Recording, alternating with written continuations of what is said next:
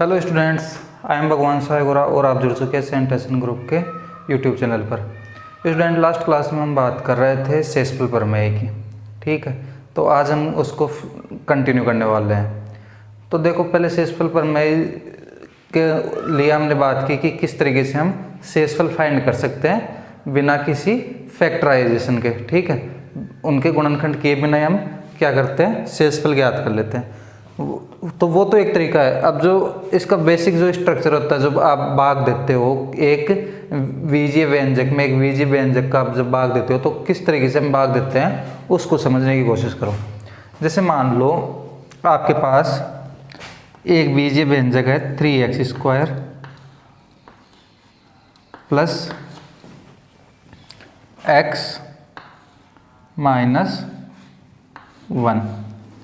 ठीक है, 3x² plus x minus 1, और इसको आपको डिवाइड करना है किससे, x प्लस 1 से। ठीक है, तो इसको डिवाइड किस तरीके से करोगे वो देखो। पहले यहाँ पर मुझे डिवाइड करना है किसको, 3x² को प्लस x माइनस 1। ये क्या है मेरे पास, जो 3x² प्लस x माइनस 1 है, ये क्या है, एक प्रकार से भाज्य है। ठीक है, जिसमें हमें भाग देना है। और यहाँ पर x प्लस 1 ये क्या है, भाजक, जिससे हमें भाग देना है। इसमें भाग देना है किसका, इसका। ठीक है, भाज्य में भाजक का। तो यहाँ पर जो हम लिखेंगे, या आप यहाँ पर लिख सकते हो, या चाहो तो आप इसको इस तरीके से यहाँ पर लिख सकते हो। ठीक है, भागफल को, और जो नीचे आएगा वो शेषफल आएगा। ठीक है, तो भागफल देने का जो तरीका वो क्या है, यहाँ पर देखो। सबसे पहले आपको ज़रूरी नहीं है इसी फॉर्म में लिखा हुआ मिले।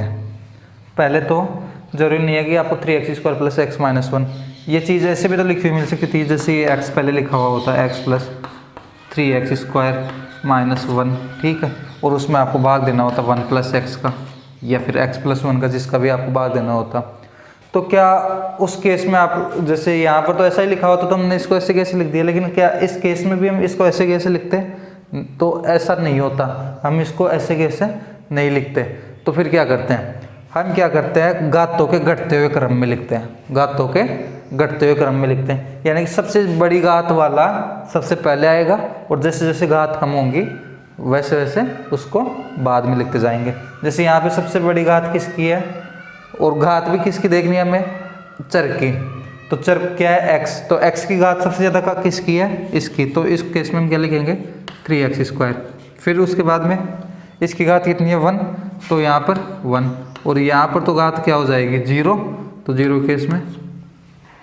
ठीक है, अब नीचे जिसको भाग दे रहे हैं उसको भी इसी तरीके से x प्लस 1। तो इस चीज़ का ध्यान रखना है पहले तो भाग देते टाइम। ठीक है, उसके बाद हम आगे देखते हैं कि किस तरीके से अब इसमें भाग जाएगा। तो सबसे पहले क्या किया जाता है इसमें, सबसे पहले आपको करना होता है कि जैसे मान लो यहाँ पर जो फर्स्ट टर्म है, जो पहला पद है, उसमें आपको पहले पद का भाग देना होता है। तो पहला पद क्या है यहाँ पर, 3x²। तो भाग देने के लिए हम क्या करेंगे, 3x² लिखेंगे और उसमें भाग देंगे पहले पद का। ठीक है, अब ऐसा करने पर हमें क्या समझ में आता है कि मैं यहाँ पर 3x² को ऐसे लिख सकता हूँ, 3 इंटू x और डिवाइड बाई x। तो जो एक x होगा उससे एक x कट जाएगा, तो यहाँ पर जो रिमेनिंग रहेगा वो क्या रहेगा, केवल 3x। रिमेनिंग क्या रहेगा, 3x। यानी कि इसमें जो भाग जाएगा 3x² में x का जो भाग जाएगा वो किसके इक्वल जाएगा, 3x के। ठीक है, ये चीज़ हमें लिखनी है कहाँ पे, भागफल में। ठीक है, ये चीज़ कहाँ लिखनी है हमें, भागफल में। अब आपने देखा होगा, आप नॉर्मली जब भाग देते हो तो जैसे मान लो यहाँ पर 9 है, यहाँ पर आपका 4 है। जब आप इसमें भाग दे रहे हो तो 2 टाइम्स आएगा। ठीक है, तो 2 टाइम यानी 2 बार आप जब भाग दोगे, उसके बाद यहाँ पर क्या लिखोगे, इसको इससे गुणा करके और यहाँ पर लिखते 4 दूना 8। ठीक है, तो यहाँ पर भी क्या करना होगा, अब हमें भाग किसका देना पड़ रहा है, यहाँ पर इस कंप्लीट नंबर का भाग देना पड़ रहा है। इसका मतलब एक जो कंप्लीट नंबर होगा यहाँ पर वो गुणा किससे होगा, इससे, और फिर उसको लिखेंगे यहाँ पर। ठीक है, समझ में आया कि पहले तो हमें ये समझना है कि भाग किसका दे रहे हैं। तो भाग हम दे रहे हैं x+1 का, न कि सिर्फ x का। ये x का तो केवल इस वाले पद में दिया है ताकि ये डिसाइड करने के लिए कि यहाँ पर क्या लिखे भागफल में। ठीक है, हमें डायरेक्टली इसमें पता नहीं होता, जो चर वाले जो होते हैं बीजीय व्यंजक होते हैं उनमें हमें पता नहीं होता कि हम भाग किसका दें। तो इसलिए हम पहले ये प्रोसेस करते हैं, उसके बाद लिखना तो हमें सिमिलरली ऐसे ही है जैसे हम नॉर्मल भाग करते हैं, उसी तरीके से करना है। तो यहाँ पर देखो, इस 3x को इस x से मल्टीप्लाई करोगे तो यही आना है, क्योंकि हमने पहले इसमें भाग दिया, तो वापस से गुणा करोगे तो यही चीज़ आएगी। ठीक है, लेकिन जब आप इस 1 से गुणा करोगे, 3x को इस 1 के साथ गुणा करोगे तो क्या होगा, 3x और गुणा 1 से करोगे तो आप किसी भी नंबर को अगर 1 से गुणा करते हो तो वही नंबर आता है। ठीक है, जैसे आप 2 को 1 से गुणा करोगे तो 2 ही आएगा, 3 को 1 से गुणा करोगे तो 3 ही आएगा, तो 3x को 1 से गुणा करोगे तो क्या आएगा, 3x ही आएगा। ठीक है, तो ये चीज़ हमें लिख देनी है कहाँ पर, यहाँ पर। ठीक है, अब देखो आप आगे क्या किया जाए। तो आगे यहाँ पर हमें क्या करना होगा, उसको समझने के लिए पहले ये देखो कि ऐसा करने के बाद हम क्या करते हैं। जैसे मान लो यहाँ पर अभी जो एग्जाम्पल था 4, 2 या 8, तो अब इसके बाद यहाँ क्या कर रहे थे, सब्ट्रैक्ट क्या कर रहे थे, इसको घटा रहे थे, 9 में से 8 को घटा रहे थे, तो क्या आ रहा था 1। ठीक है, तो यहाँ पर भी हमें क्या करना है, घटाना है। यहाँ पर भी क्या करना है, हमें घटाना है। लेकिन घटाएंगे तो हम इस पूरे नंबर को घटाएंगे, क्या करेंगे, इस पूरे नंबर को हम घटाएंगे।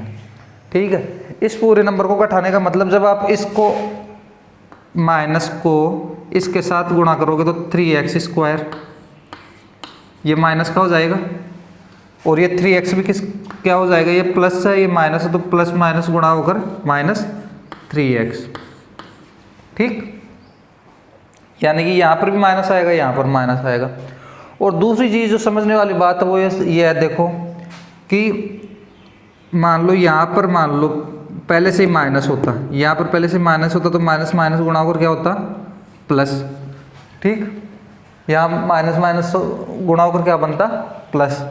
ठीक है, इसका मतलब क्या हो रहा है कि जहाँ पे प्लस का साइन ऑलरेडी होगा वहाँ पे माइनस का साइन बन जाएगा, और जहाँ पे माइनस का साइन होगा वहाँ पर प्लस का साइन बन जाएगा। ठीक है, तो आपको क्या करना है, आपको हर बार ऐसा लिखने के बजाय आपको क्या करना है, आपको साइन चेंज कर देने हैं। जैसे यहाँ पर प्लस का साइन है, मान लो इसको पहले प्लस का लिख देता हूँ, तो यहाँ पे साइन चेंज करके इसको क्या कर दूंगा, माइनस का। यानी आप यहीं पर लिख दो, इस साइन के नीचे ही लिख दो, जो चेंज वाला साइन होगा वो आप इसके नीचे ही लिख दो। अगर यहाँ पहले माइनस होता तो यहाँ आप प्लस लिख देते, और जो नीचे वाला साइन है उसको यूज़ करना है। अब ऊपर वाला साइन वैलिड नहीं होगा, नीचे वाला साइन आपको यूज़ करना है। तो देखो x - 3x, ये कुछ उसी तरीके से है जैसे 1 माइनस आप 3 कर दो, तो 1 - 3 आपको मालूम है कितना होता है, तो 1 - 3 हमें मालूम है कि कितना होता है, -2, और दोनों के साथ x गुणा में, तो इसको x को भी हम लिख देंगे। तो यहाँ पर आपको क्या देखने को मिलेगा, -2x, और यहाँ देखो कंप्लीटली ये कैंसिल हो जाएगा। जैसे मान लो आपको 5 में से 5 माइनस करना है तो क्या होगा, 0। तो उसी तरह के 3x² में 3x² आप घटाओगे तो क्या मिलेगा आपको, 0। तो यहाँ तो क्या आ जाएगा, 0। ठीक, अब आप नेक्स्ट टर्म लिखो, नेक्स्ट टर्म क्या है, 1। ठीक, नेक्स्ट टर्म क्या है, 1। अब यहाँ सोचने वाली बात ये है कि हमें फिर से इसके प्रथम पद में इसके प्रथम पद का भाग देना है। तो इसका प्रथम पद क्या है? -2x और इसका प्रथम पद x। अब x से x कैंसिल, तो कितने बार भाग जा रहा है? -2 बार।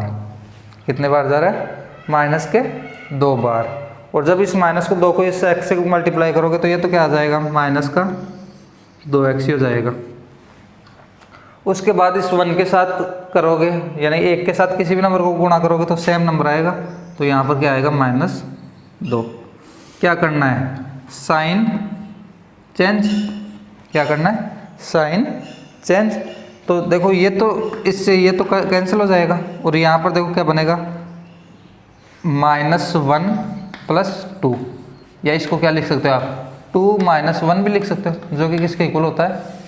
1 के। तो यहाँ पर क्या आ गया आपका? 1। ठीक। तो ये जो है इसको क्या बोलोगे? शेषफल। इसको क्या बोलोगे? शेषफल।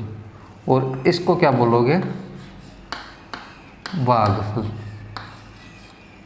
ठीक है। ये क्या आपका? भाज्य। और ये क्या आपका? भाजक। तो आपको पहली चीज़ तो ये मालूम होनी चाहिए कि जो आपका भाज्य है वो इक्वल होता है किसके? भाजक गुणा भागफल प्लस शेषफल।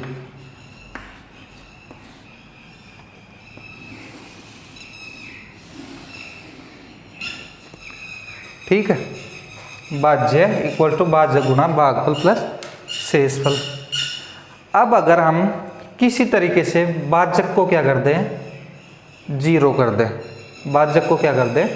0 कर दें, या फिर भागफल को 0 कर दें। भाजक या भागफल को हम 0 कर दें तो शेषफल किसके इक्वल हो जाएगा? भाज्य के।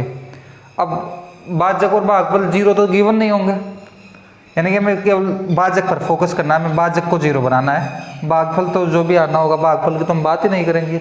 हमें क्या करना है? भाजक को 0 बनाना। भाजक जब 0 हो जाएगा तो ये इससे गुणा होकर पूरा क्या बन जाएगा? 0 बन जाएगा। तो शेषफल किसके इक्वल आएगा? भाज्य के। और ये वाली टर्म 0 कब होगी? भाज्य 0 कब होगा? जब हम x की जगह कोई वैल्यू रखे ऐसी जो उस पूरे व्यंजक को क्या बना दे? 0 बना दे। ठीक है। तो वो उसको क्या बोलते हैं? जिस पर कोई व्यंजक 0 बन जाए उसको क्या बोलते हैं?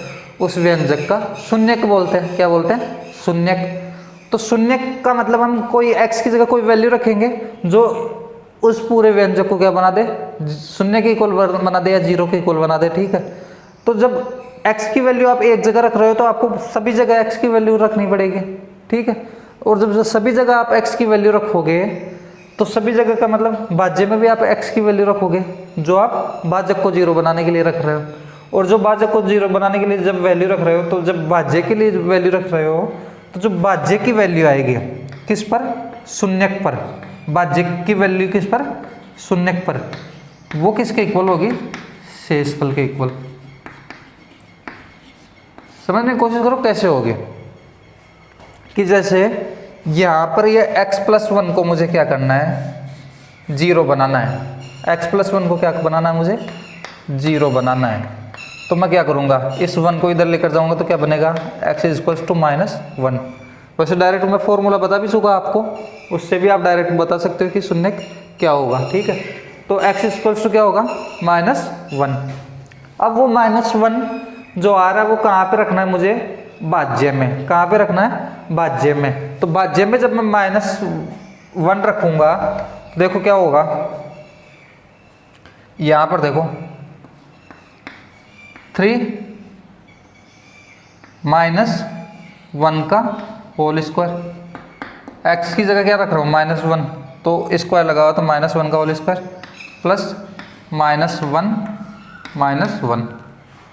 समझो इस चीज़ को। तो यहाँ से देखो क्या होगा? 3 और -1 का स्क्वायर, किसी भी नेगेटिव नंबर का स्क्वायर क्या होता है, पॉजिटिव। क्यों? क्योंकि माइनस माइनस गुणा होकर प्लस होते हैं। तो और 1 का स्क्वायर तो क्या होगा, 1 होगा। 1 को किसी भी नंबर के साथ गुणा करो, सेम नंबर आएगा। तो यहाँ पर तो क्या बनेगा, 3। फिर यहाँ पर देखो प्लस और माइनस क्या बनेगा, -1 और -1 ऑलरेडी है। तो 3 - 1 2, 2 - 1 = 1। तो देखो यहाँ से जो शेषफल आ रहा है, यहाँ से जो शेषफल आ रहा है वो यहाँ से जो शेषफल आ रहा है उसके इक्वल है कि नहीं है, इक्वल। तो अब हमें समझ में आया कि किस तरीके से शेषफल प्रमेय काम करती है। ठीक है, तो शेषफल प्रमेय में क्या होगा कि आप किसी वैल्यू पर, यानी कि किसी शून्यक पर जो भाज्यक के किसी शून्यक पर जो भाज्य का मान होगा वो किसके इक्वल होगा, किसके बराबर होगा, शेषफल के। यही क्या आपकी शेषफल प्रमेय। तो आप अभी क्या करोगे, वीडियो को पॉज करो और इसको नोट कर लो।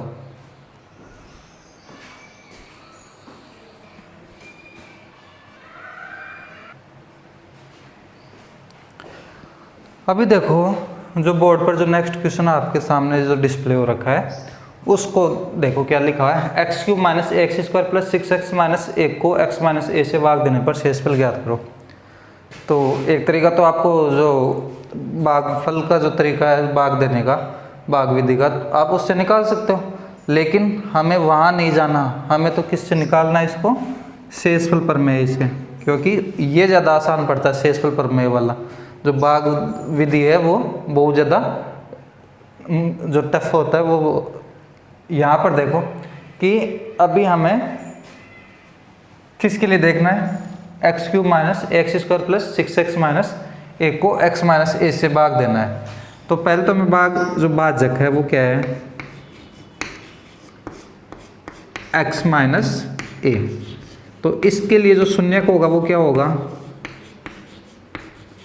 तो इसके लिए शून्यक के लिए हमें क्या करना होगा, इसको 0 के इक्वल रखना होगा। और यहाँ से x क्या आएगा, a। तो यहाँ शून्य क्या हो जाएगा, a। ठीक है, अगर आपको डायरेक्ट फॉर्मूला मालूम है, फॉर्मूला तो क्या था, x अगर इस फॉर्म में हो, ax + b की फॉर्म में हो तो x - b/a। ये वाला फॉर्मूला के अकॉर्डिंग भी पुट करोगे तो क्या होगा, -b का मतलब माइनस और b की जगह क्या है यहाँ पर -a। तो अगर इसके अकॉर्डिंग चलोगे तो -a और a की जगह क्या है 1। तो यहाँ से भी क्या मिलेगा आपको, a ही मिलेगा। ठीक है, तो ये तरीका भी आपको बताया हुआ है। अब देखो यहाँ पे करना क्या है, यहाँ पे हमें इस शून्य को किस में रखना है, भाज्य में। किस में रखना है, भाज्य में। भाज्य क्या है यहाँ पर, x³ - ax² + 6x - a। तो जब हम इस a को इसमें रखेंगे तो हमें क्या मिलेगा, शेषफल। क्या मिलेगा, शेषफल। तो वो क्या होगा, a³ - a² + 6a - a। ऐसा करने पर ये बनेगा a³ - ये भी मल्टीप्लाई होकर क्या बनेगा, a³ + 6a - a। इससे ये कैंसिल हो जाएगा, 6 - 1 कितना होता है, 5। तो 5a, ये आ गया आपका फाइनल आंसर। ठीक है, तो यहाँ पर शेषफल कितना आ रहा है, 5 है। तो समझ में आया होगा, और ज़्यादा क्लियर हो होंगी चीज़ें। आपको क्या करना, वीडियो को पॉज करना और इसको नोट करना। ठीक है, तो नोट कर लो इसको।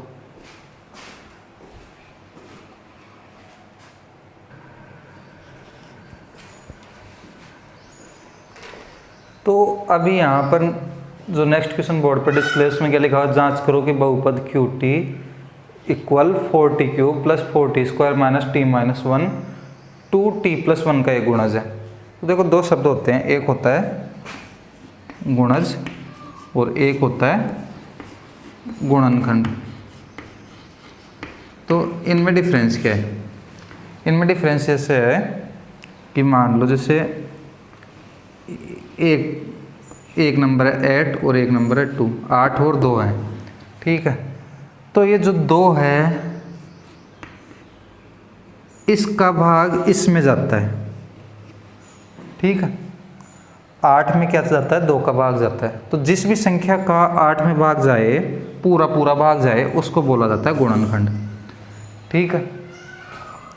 और इस 2 को मैं किसी भी एक पूर्ण संख्या से गुणा करूँ, किसी भी एक पूर्ण संख्या से गुणा करूँ, जैसे मैं 2 को 1 से गुणा कर दूँ, या 2 को 2 से गुणा कर दूँ, 2 को 3 से गुणा कर दूँ, 2 को 4 से गुणा कर दूँ, तो ऐसा गुणा करने पर जो नंबर आता है उसको बोला जाता है गुणज, ठीक है। यानी गिवन नंबर को किसी नंबर से गुणा करने पर जो आता है उसको बोला जाता है गुणज, ठीक। तो गुणज और गुणनखंड का एक दूसरे से क्या है, एक दूसरे के अपोजिट है। यानी कि जैसे ये 2 है तो ये 8 का क्या होगा, गुणनखंड, ठीक है। लेकिन 8 है वो 2 का क्या होगा, गुणज।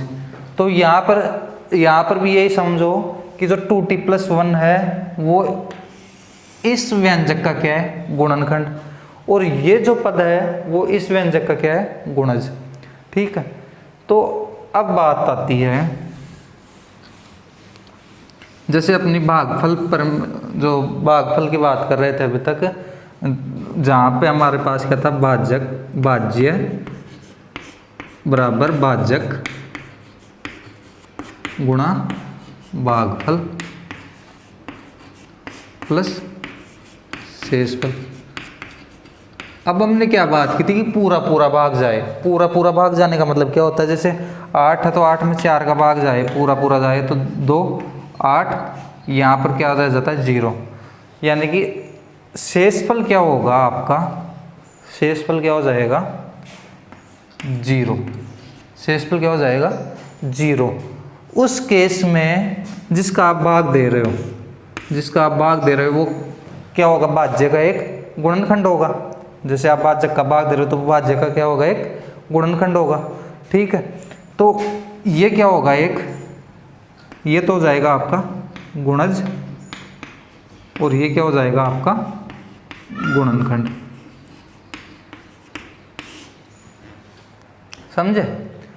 तो अब बात आती है कि शेषफल 0। अब वहाँ गिवन तो दिया हुआ तो होगा नहीं आपके सामने कि हाँ भाई शेषफल 0 है। अगर आप ये साबित कर देते हो कि शेषफल क्या है, 0, तो आप फिर बोल सकते हो कि जो आपका दिया हुआ नंबर है वो क्या है, गुणनखंड, किसका, गुणज का, या भाज्य का क्या है वो एक, या इस व्यंजक का क्या है, एक गुणनखंड है। या आप उल्टा भी बोल सकते हो कि जो भाज्य है या जो गिवन जो व्यंजक है, जो दिया हुआ व्यंजक है वो किसी दूसरे व्यंजक का क्या है, एक गुणज है, ठीक है। तो इतना सा हमें करना है, यहाँ पर हमें क्या करना है, शेषफल को क्या बनाना है, 0 बनाना है। अगर शेषफल 0 हो रहा है किस पर, इसके शून्यक मान पर क्या हो रहा है, 0 हो रहा है, तो हमें क्या मालूम चलेगा कि जो गिवन व्यंजक है, जो दिया हुआ व्यंजक है वो इस व्यंजक का गुणनखंड है, या ये जो व्यंजक है वो इस व्यंजक का गुणज है। तो हम क्या करेंगे, पहले तो हम इस भाजक के लिए, या जो भी आपका ये पद है, इसके लिए हम क्या निकालेंगे, शून्यक। तो शून्यक 2t+1 के लिए क्या होगा, 2t+1 = 0। यहाँ से 2t, या हमने पहले पढ़ाई है क्या होगा, माइनस, ये इस फॉर्म में हो, ax + b की फॉर्म में हो तो क्या होता है, -b यानी कि -1/a यानी कि 2। तो t बराबर -1/2। ये तो क्या आ गया, शून्य का आ गया। अब इस शून्यक पर हमें क्या करना है, हमें रखना है इस शून्यक को इसमें, किसमें, भाज्य में। तो भाज्य क्या है यहाँ पर,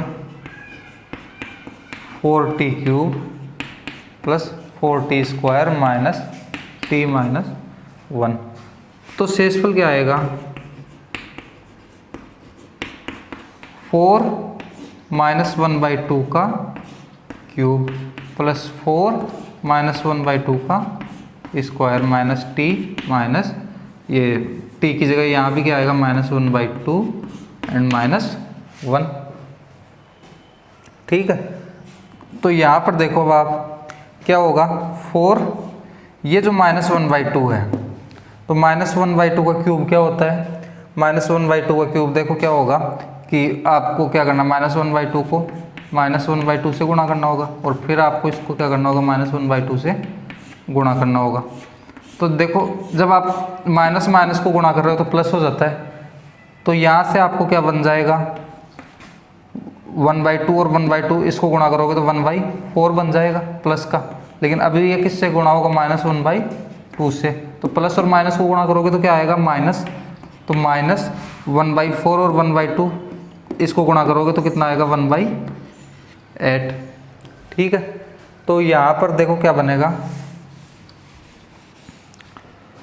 यहाँ पर बनेगा 4 गुणा -1/8। ठीक है, इसके बाद देखो प्लस 4 और -1/2 ये तो अभी आपने देख लिया क्या होगा, क्या होता है 1/4, क्योंकि माइनस माइनस आपस में गुणा होकर प्लस होंगे। तो यहाँ पर 4 गुणा 1/4 माइनस, अब ये देखो माइनस और यहाँ माइनस माइनस माइनस क्या होंगे प्लस होंगे, तो प्लस 1/2 -1। अब इसको आगे देखो क्या हुआ 4 और नीचे क्या 8, तो जब आप 4 से इस 8 को काटोगे तो कितने टाइम कटेगा, 2 बार कटेगा। तो यहाँ पे क्या बनेगा -1/2 प्लस इस 4 से इस 4 को काटोगे तो 1 बचेगा प्लस 1/2 -1। तो यहाँ देखो इस -1/2 से ये 1/2 कट जाएगा, इस 1 से ये 1 कट जाएगा। ठीक है, तो इस तरीके से यहाँ पर जो रिमेनिंग रह गया वो क्या रह गया 0। ठीक है, तो अगर शेषफल 0 है आप लिख सकते हो आगे, यदि शेषफल 0 है तो दिया गया व्यंजक QT के लिए गुणनखंड होगा, या QT दिए गए व्यंजक का एक गुणज होगा। क्लियर, समझ में आया? तो एक बार क्या करो, वीडियो को पॉज करो और इसको नोट कर लो।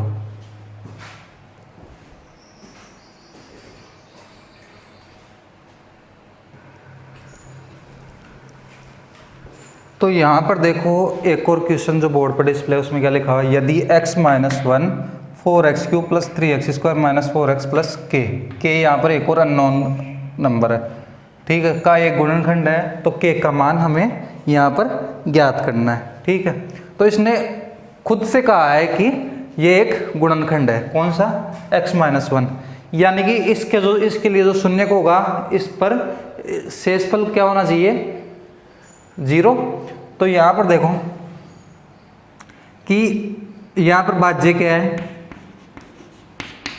4x³ + 3x² - 4x + k। ठीक है, यहाँ पर शून्य क्या होगा, तो शून्य कब तो आप निकालना सीख ही चुके होंगे, क्या होगा जैसे मान लो किसके लिए पूछा है x - 1 के लिए, तो x - 1 = 0, तो x = क्या हो जाएगा 1, तो शून्य का मान क्या आ गया 1। ठीक है, तो शेषफल क्या होगा, शेषफल आपका हो जाएगा 4 1 का क्यूब प्लस 3 1 का स्क्वायर माइनस 4 1 प्लस k। हमने क्या किया, शून्य का मान रख दिया। ऐसा करने के बाद हमें पहले से पता है कि ये गुणनखंड है, इसका मतलब जो शेषफल होगा वो क्या होना चाहिए था 0, क्या होना चाहिए था 0। ठीक है, अब देखो यहाँ पर 4 और 1 का क्यूब करो, चाहे घात 4 लगाओ 5 लगाओ, हमेशा क्या रहेगा 1 ही रहेगा। तो उसको जैसे यहाँ पर 1 रहेगा, यानी कि इस 1 को फिर आप किसी नंबर के साथ गुणा करो तो क्या मिलेगा हमें, जिस नंबर से हम गुणा कर रहे हैं वही नंबर मिलेगा। तो 4 को आप 1 से गुणा करोगे तो क्या मिलेगा 4, प्लस यहाँ पर उसी तरीके से 3, यहाँ पर -4, यहाँ पर एक अननोन नंबर है जिसको हमें नहीं पता क्या है, बराबर 0। अब देखो प्लस के 4 से माइनस का 4 कैंसिल, तो बच गया क्या, k प्लस 3 बराबर 0। ऐसा करने पर हमें क्या देखने को मिलेगा कि हम इस 3 को, इस 3 को इधर लेकर जाएं तो k इक्वल्स टू क्या होगा, माइनस के 3। तो k बराबर -3 के लिए जो आपका x माइनस 1 है वो 4x³ plus 3x² minus 4x plus k का एक गुणनखंड होगा। तो अभी जितना पढ़ाया आज के लेक्चर में, इसके बाद आप एक्सरसाइज 2.3 तो कर ही सकते हो, उसके अलावा आप एक्सरसाइज 2.4 के क्वेश्चन नंबर 3 तक आप इजीली सोल्व कर सकते हो। ठीक है, तो आप प्रैक्टिस करना घर पे, जो भी क्वेश्चन नहीं आए वो आप ज़रूर पूछना, किसी भी तरीके से पूछ सकते हो आप। जैसे आप कमेंट बॉक्स में कमेंट करके पूछ सकते हो, व्हाट्सएप पर मैसेज करके पूछ सकते हो, या फिर आप डायरेक्ट कॉल करके भी पूछ सकते हो कि सर इस क्वेश्चन में मुझे डाउट है, आप इसको एक बार फिर से एक्सप्लेन कर देना। जो आपके एक्सरसाइज में होंगे और जो यहाँ पर करवा रहा हूँ उनमें से भी आप पूछ सकते हो अगर नहीं समझ में आया तो। ठीक है, तो नेक्स्ट क्लास में हम पढ़ेंगे किसके बारे में, गुणनखंड के बारे में। जैसे मान लो आपको एक व्यंजक दे दिया जाए, मान लो यही व्यंजक दे दिया जाए और बोल दिया जाए कि इसके गुणनखंड बताइए, तो वो गुणनखंड हम नेक्स्ट क्लास में सीखेंगे। ठीक है, तब तक के लिए ओके एंड गुड बाय।